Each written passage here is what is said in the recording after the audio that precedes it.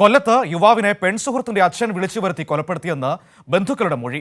മാമൂട്ടിൽ കടവിന് സമീപം കുത്തേറ്റ് മരിച്ച അരുണിന്റെ ബന്ധുക്കളാണ് പോലീസിന് മൊഴി നൽകിയത്. വിവരങ്ങളുമായി രാജ്കുമാർ ചേരുകയാണ്. രാജ്കുമാർ, ഇന്നലെ വൈകുന്നേരമാണ് ആ ദാരുണ വാർത്ത നമ്മുടെ മുൻപിലേക്ക് വന്നത്. പെൺസുഹൃത്തിന്റെ അച്ഛൻ ഈ അരുണിനെ കൊലപ്പെടുത്തിയെന്ന വാർത്തയായിരുന്നു നമ്മുടെ മുൻപിലേക്ക് വന്നത്. ഇപ്പോൾ ഈ ബന്ധുക്കളുടെ മൊഴിയിൽ നിന്ന് മനസ്സിലാകുന്നത് അതൊരു കരുതിക്കൂട്ടിയുള്ള കൊലപാതകം തന്നെ ആയിരുന്നു എന്നാണോ?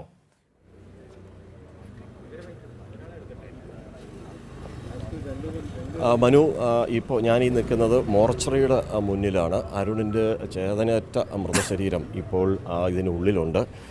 സങ്കടം സഹിക്കാൻ കഴിയാത്തൊരു സാഹചര്യത്തിലാണ് ഈ ബന്ധുക്കളെല്ലാം തന്നെ ഉള്ളത്. അരുണിൻ്റെ പിതാവ്, അദ്ദേഹം ഓട്ടോറിക്ഷ ഓടിച്ചാണ് അദ്ദേഹം കുടുംബത്തെ പോറ്റുന്നത്. ഇപ്പോൾ ഈ മോനുണ്ടായ ഈ സംഭവത്തിനകത്ത് നിങ്ങൾക്ക് എന്താണ് നിങ്ങൾക്ക് പറയാനുള്ളതെന്ന് വെച്ചാൽ കുറ്റവാളി ശിക്ഷിക്കപ്പെടണം. കാര്യം വെച്ചാൽ ഇനിയൊരു കൊച്ചിന് ഇങ്ങനെയുള്ളൊരു ഇത് വരരുത്. കാര്യം വെച്ചാൽ ആ പെങ്കൊച്ചിനെ വിളിച്ച് ചോദിച്ചു കഴിഞ്ഞാൽ ആ പെങ്കൊച്ച് പറയുള്ള സത്യങ്ങൾ കംപ്ലീറ്റ്. ആ പെങ്കൊച്ചൻ്റെ ഫോൺ വരെ ഇപ്പോൾ മേടിച്ച് തരിക. പെങ്കൊച്ച് ഇപ്പോൾ വിളിച്ചിട്ട് കിട്ടുന്നതും ഇല്ല, ഒന്നുമില്ല. പെങ്കൊച്ചൻ്റെ മോനെ ഒരിക്കലും തള്ളി പറയത്തില്ല. കാര്യം വെച്ചാൽ അത് 100% നമുക്ക് വിശ്വാസമുണ്ട്. കാര്യം വെച്ചാൽ ആ പെങ്കൊച്ച് മാറി നിൽക്കാൻ കാരണം തന്നെ ഈ പിതാവിനെ പേടിച്ചാണ്. ഇവൻ്റെ സ്വഭാവം എന്താണത്?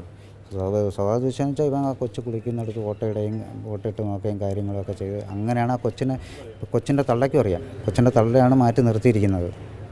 അങ്ങനെയുള്ള വിഷയങ്ങളുമായിട്ട് ഈ പെൺകുട്ടി നല്ല പ്രണയത്തിലാണ്. കാര്യം വെച്ചാൽ ഇന്നോട്ടുള്ള പഠിക്കുന്ന കാലം തൊട്ടുള്ളതാണ്.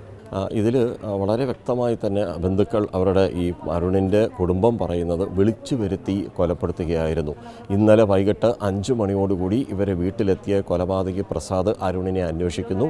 അരുൺ അവിടെ ഇല്ല എന്നിവർ പറയുന്നു. ഇനി നിങ്ങൾക്ക് അരുണിനെ കാണേണ്ടി വരില്ല എന്നൊരു വധഭീഷണി കൂടി ഇൻഡയറക്റ്റായിട്ട് മുഴക്കിക്കൊണ്ട് പുറത്തേക്ക് പോയി. പിന്നീട് അരുണിനെ ഫോൺ ചെയ്ത് നീ വീട്ടിലേക്ക് വരണം, എനിക്കിനി ഇങ്ങനൊരു മകളെ വേണ്ട, മകളെ നീ കൊണ്ടുപോകണം, എനിക്ക് ഈ മകളെ ആവശ്യമില്ല എന്ന് പറഞ്ഞ് വിളിക്കുന്നു. അങ്ങനെയാണ് അരുൺ വീട്ടിലേക്ക് ചെല്ലുന്നത്. ആ സമയത്താണ് ഇയാൾ മുൻകൂട്ടി തയ്യാറാക്കിയ പ്ലാനും പദ്ധതി അനുസരിച്ച് കയ്യിൽ കരുതിയിരുന്ന പിച്ചാത്തി കൊണ്ട് കുത്തി കൊലപ്പെടുത്തിയത്. പിന്നീട് ഇയാൾ നേരെ ശക്തികുളങ്ങര പോലീസ് സ്റ്റേഷനിലേക്ക് പോയി താൻ ഇങ്ങനെ എൻ്റെ മകളെ ശല്യം ചെയ്ത ഒരാളെ ഞാൻ കൊന്നു എന്ന് പറഞ്ഞ് അവിടെ കീഴടങ്ങാണ് ഉണ്ടായത്. പക്ഷേ പിന്നീടാണ് എല്ലാവരും കൂടുതൽ കാര്യങ്ങൾ അറിയുന്നതും. അതുമാത്രമല്ല, ഈ പെൺകുട്ടിയുമായി നിരന്തരം ഒരു 13 വയസ്സ് മുതൽ ഇവർ പ്രണയബന്ധത്തിലായിരുന്നു എന്നാണ് വീട്ടുകാർ പറയുന്നത്. പലപ്പോഴായി ഈ പെൺകുട്ടി തന്നെ വീട്ടിൽ നിന്ന് പുറത്തേക്ക് ഇറങ്ങുകയും എനിക്കിനി അവിടെ ജീവിക്കേണ്ട എന്ന് പറഞ്ഞ് ഈ അരുണിനെ പല സ്ഥലത്തും വിളിച്ചു വരുത്തിയിട്ടുണ്ട്. ആത്മഹത്യാ ഭീഷണിയും മുഴക്കിയതായൊക്കെ ഈ ബന്ധുക്കൾ പറയുന്നുണ്ട്. അപ്പോഴെല്ലാം പ്രായത്തിൻ്റെ പേര് പറഞ്ഞാണ് അരുണിൻ്റെ ബന്ധുക്കൾ ആ കുട്ടിയെ സമാധാനിപ്പിക്കുകയും വീട്ടിലേക്ക് പറഞ്ഞത്. പക്ഷേ ഗുരുതരമായ ഒരു ആരോപണം അരുണിൻ്റെ അച്ഛൻ ഉന്നയിക്കുന്നുണ്ട്. ഇതിൽ പറയുന്നത് ഈ പെൺകുട്ടിയെ വേറൊരു വീട്ടിലേക്ക് മാറ്റി താമസിപ്പിക്കാൻ തന്നെ കാരണം അച്ഛൻ്റെ സ്വഭാവ ദൂഷ്യമായിരുന്നു. കുളിമുറിയിൽ ദ്വാരങ്ങളിട്ട് അതുവഴി നോക്കിയിരുന്ന ഒരു ശീലം അയാൾക്കുണ്ടായിരുന്നു എന്ന് ഈ പെൺകുട്ടി തന്നെ പലപ്പോഴും അരുണിനോടും അരുണിൻ്റെ കുഞ്ഞമ്മയോടും അച്ഛനോടും ഒക്കെ തന്നെ ആ പെൺകുട്ടി തുറന്ന് കാര്യങ്ങൾ വെളിപ്പെടുത്തിയിരുന്നു എന്നാണ് പറയുന്നത്. അത് അച്ഛൻ്റെ തന്നെ ഇപ്പോൾ നമ്മളോട് അദ്ദേഹം നേരിട്ട് സംസാരിക്കുകയും ചെയ്തതാണ്. ഇപ്പോൾ പോസ്റ്റ്മോർട്ടത്തിന് മുന്നോടിയായുള്ള ഇൻക്വസ്റ്റ് നടപടികൾ ഈ കൊല്ലത്തെ സ്വകാര്യ മെഡിക്കൽ കോളേജ് ആശുപത്രിയിൽ നടക്കുന്നു. ഇന്നലെ 6:30 മണിക്ക് കൃത്യം നടക്കുന്നു. അത് കഴിഞ്ഞ് സുഹൃത്തുക്കൾ പെട്ടെന്ന് തന്നെ കൊല്ലം ജില്ലാ ആശുപത്രിയിൽ എത്തിച്ചു. പിന്നീട് ഈ കൊല്ലത്തെ മെഡിസിറ്റി മെഡിക്കൽ കോളേജ് ആശുപത്രിയിൽ എത്തിച്ചു. പക്ഷേ ജീവൻ രക്ഷിക്കാനായില്ല.